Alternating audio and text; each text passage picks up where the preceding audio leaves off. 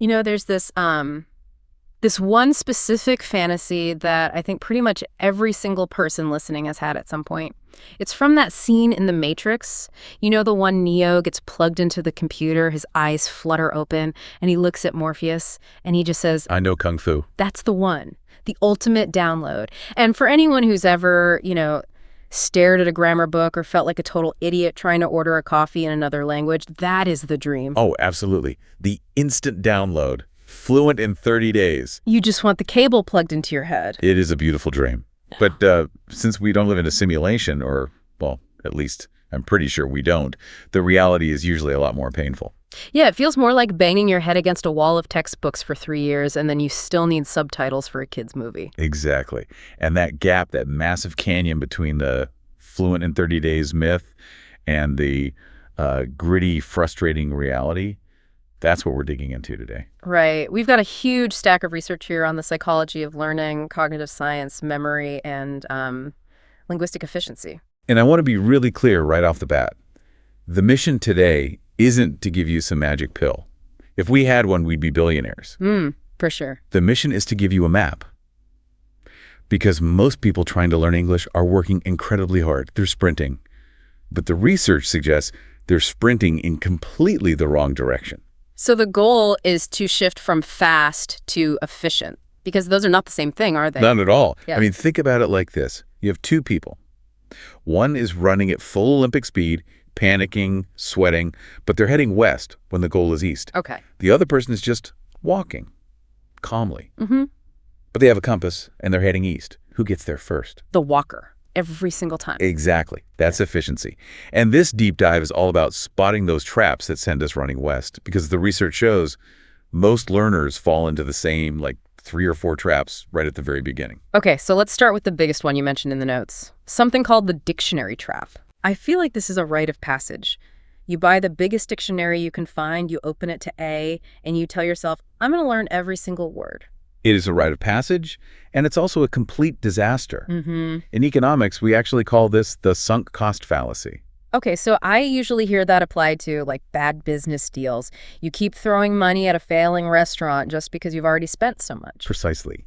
You continue a useless task just because you've already invested time or money. And in language learning, it looks like this. You spend 3 hours memorizing the names of 50 different types of beetles and insects. I have absolutely done this. You feel like you have to finish the list because, well, it's in the book. If I skip the word for weevil, am I even really learning? That is the trap.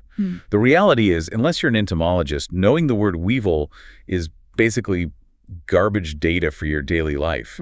But the problem is, it's taking up prime real estate in your brain. So we're just clogging up the hard drive with junk files. You are. Your brain has limited RAM for the day. If you fill it with low-utility words, you might actually push out a word you need, like appointment or emergency. You have to be brave enough to look at a word and just skip it. That's surprisingly liberating. You're giving us permission to be selectively ignorant. You have to be. And this brings us to a concept that really explains why you should skip those words. You probably know it as the Pareto principle. The 80-20 rule. Vilfredo Pareto. That's the one. He noticed 80% of the land in Italy was owned by 20% of the people. But what's fascinating is linguists found this applies almost perfectly to language. English has, something like 1 million words? It's terrifying. It feels completely insurmountable. If I have to learn 1 million words, I might as well just quit now. But you don't. The research shows that just 20% of the words are used 80% of the time. In fact, it's even more extreme. For daily conversation, about 3,000 core words make up almost 90% of everything you'll hear or say. Wait, hold on. Only 3,000. That turns a mountain into a small hill. It completely changes the game. You stop being a general student trying to conquer the whole dictionary, and you become a sniper. You just target the high-frequency words. Okay, give me an example. What's a sniper target versus a waste of time? Okay, let's take the word abacus. It's a word. It's in the dictionary. But be honest, when was the last time you used it in a sentence? Maybe 3rd grade math class. I don't think I've said it out loud in 20 years. Right. Low utility. Now compare that to a word like get. Oh, get is everywhere. Get a coffee, get home, get angry, get married, get it. Exactly. Get is a multi-purpose tool. It's a shapeshifter. Real fluency isn't knowing exotic words like abacus. It's about taking those core words, get, take, set, run, and mastering how flexible they are. And there's a psychological angle to this too, right? Because if I spend a week learning about weevils and abacuses and then I watch a movie, You won't hear them. And this is so crucial for motivation. You do the work, but the world gives you zero reward. But if you study a high-frequency phrase, you turn on a movie, and 5 minutes in, someone says, I don't get it. and your brain just lights up. That's the dopamine loop. Your brain gets a little hit of dopamine, that chemical reward, and you feel capable. You feel like, hey, I know that. Yeah. That positive feedback is what keeps you studying on day 60. Okay, so step 1 is decluttering. Stop trying to eat the whole dictionary. Focus on the 3,000 words that run the show. But knowing the words is one thing. Actually getting them out of your mouth is a whole different beast. Ah, yes, the speaking berry. I hear this all the time. I can read, I understand, but when I open my mouth, I just freeze. It's like the signal gets jammed somewhere. We call that the translation bottleneck. And it usually happens because of how you're trying to build your sentences. So what's actually happening in the brain during that freeze? Well, most learners are trying to manufacture language from raw materials in real time. So they're hunting for a subject, Yeah. then a verb, then they're scanning their memory for the right grammar rule. It's like trying to build a car from individual nuts and bolts every single time you want to drive to the store. That's a perfect analogy. Mhm. It's exhausting. And you literally cannot speak fluently that way. Your brain can't process it fast enough. Yeah.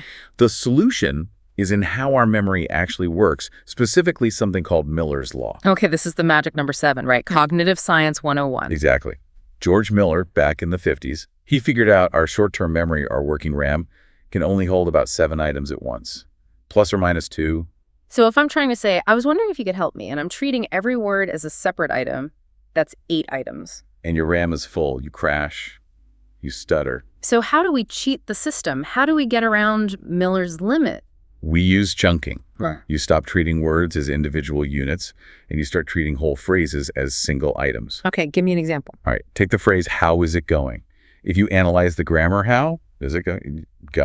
You're dead.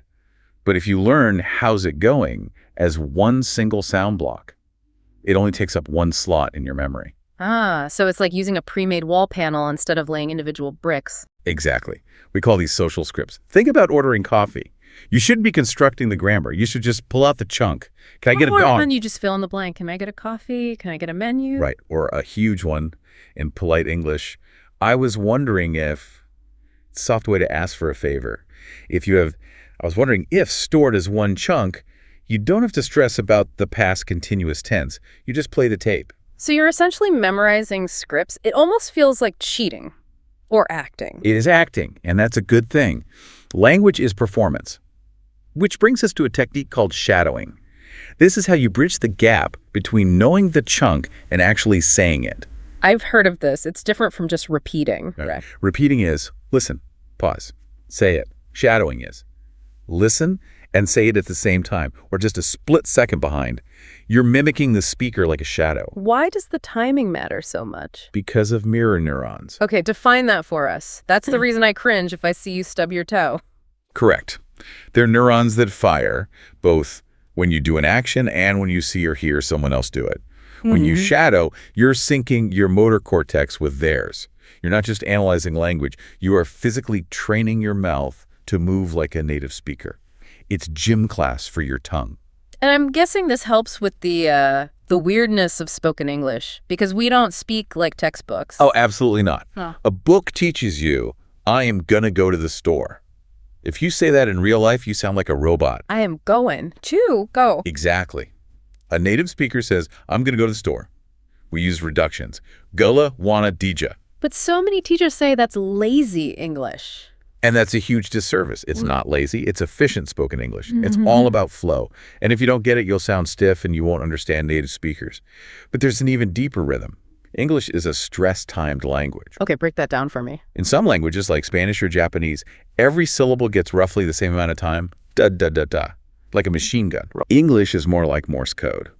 Long beats and short beats. We stretch the important words, the nouns, the verbs, and we squish the little grammar words, the to, the a. So it's not, I went to the park. No, it's, I went to the park to see a dog. The little words almost disappear. Shadowing helps you internalize that jazz beat so you stop sounding like a typewriter. That's a great image. Okay, so we've decluttered our vocabulary, we're using chunks, we're shadowing to get the rhythm. But then comes the final boss, listening. The wall of noise. Yes. You walk into a cafe feeling confident, and the native speakers just sound like blah, blah, blah, blah, blah. It's terrifying. It is. It's an auditory processing issue. Your ears hear it, but your brain can't separate the words yet. And the biggest mistake people make here is trying to listen to things that are way, way too hard.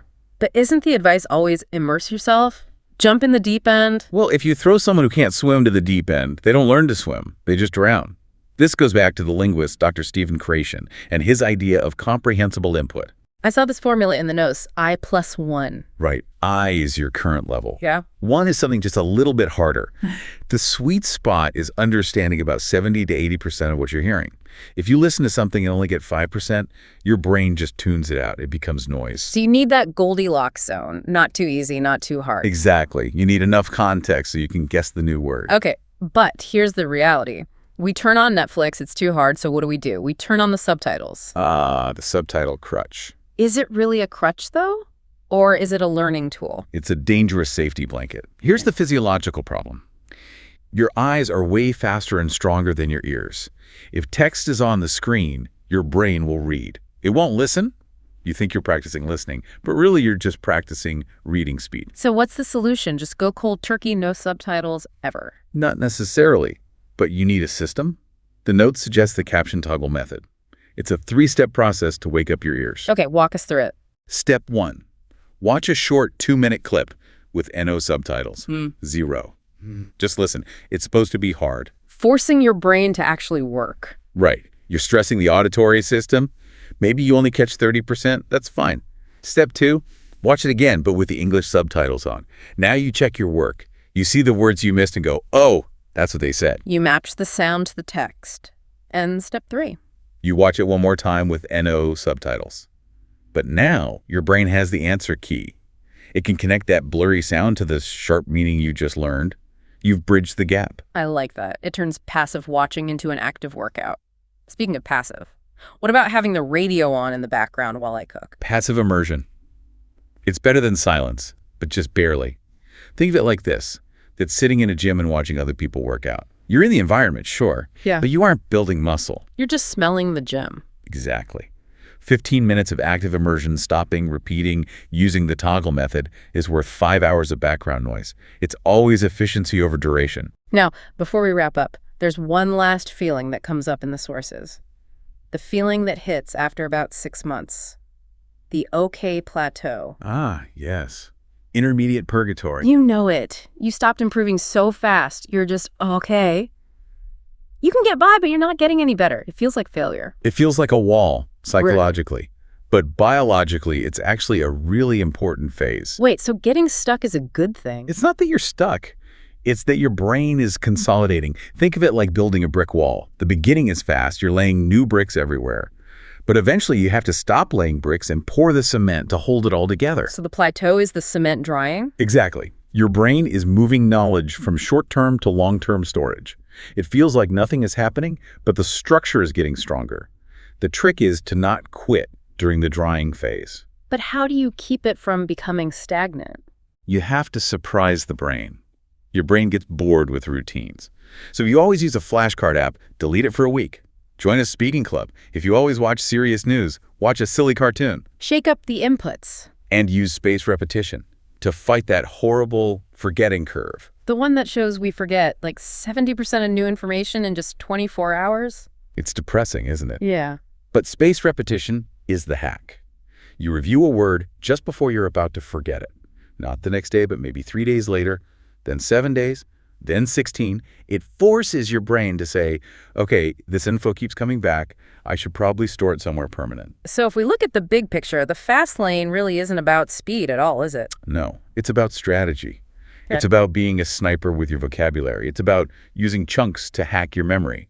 It's about training your mouth like an athlete and giving your ears an active workout. And realizing that when you feel stuck, your brain is just pouring the cement. Precisely. Improvement is a choice you make through efficiency. You don't need more hours, you just need better hours. So here's our challenge to you listening today. Find your I+1. Find a 2-minute piece of audio that's just a little bit hard for you, turn off the subtitles, and try that toggle method, just for 2 minutes. Don't try to download the whole language today. Just focus on downloading the efficiency mindset. And let that dopamine loop start working for you. Thanks for diving in with us. We'll see you next time. Happy learning.